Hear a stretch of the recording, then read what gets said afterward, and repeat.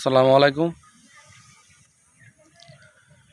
যেই মা একটি সন্তানকে এত কষ্ট করে বড় করে, এত কষ্ট করে জন্ম দেয়, জন্মদাত্রী মা,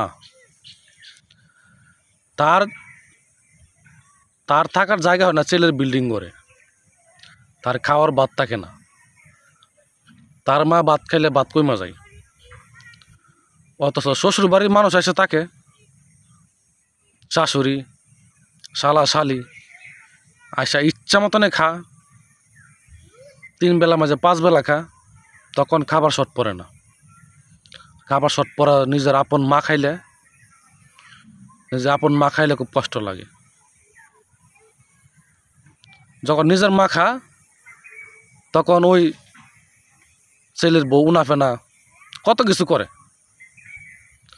আর ছেলের বাড়ি থেকে ছেলের শ্বশুর শাশুড়ি শালা শালে যখন আসে ইচ্ছা মতনে খা, তখন কিছু বলতো না, তখন কোনো উনাফেনা নাই। এই হচ্ছে আমাদের সমাজের কিছু কিছু কুলাঙ্গার ছেলের বৈশিষ্ট্য। যে মা বড় করছে এই মার দাম নাই, দাম হয়েছে শাশুড়ির। আসলে এদের বলার কিছু নাই, এদের হুঁশ ফিরবে জানেন কখন? হুঁশ ফিরবে যখন সব কিছু হারাইব, তখন।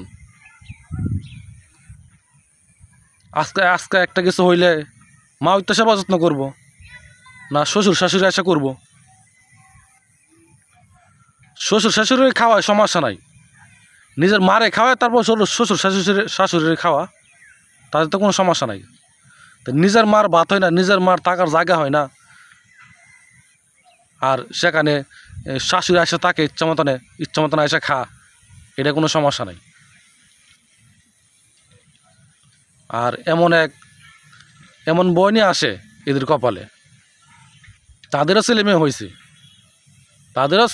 ছেলে মেয়ে বড় হইতাছে। তো আপনি তার সাথে যেমন করবেন, আপনার সাথে তারা এমনই করবে।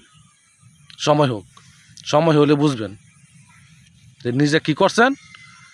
অনেক যত্ন করে মানুষ করেন, সন্তান তো হইছে, সন্তানকে মানুষ করেন, আদর করে বড় করেন। এই যেমনটি করতেছেন বাপ মার সাথে, তেমনটাই ফিরাই দিব। তখন বুঝবেন যে দুনিয়াটা কি, আসলে কি করছিলেন। তখনও তো আপনাদের হুঁশ ফিরবে।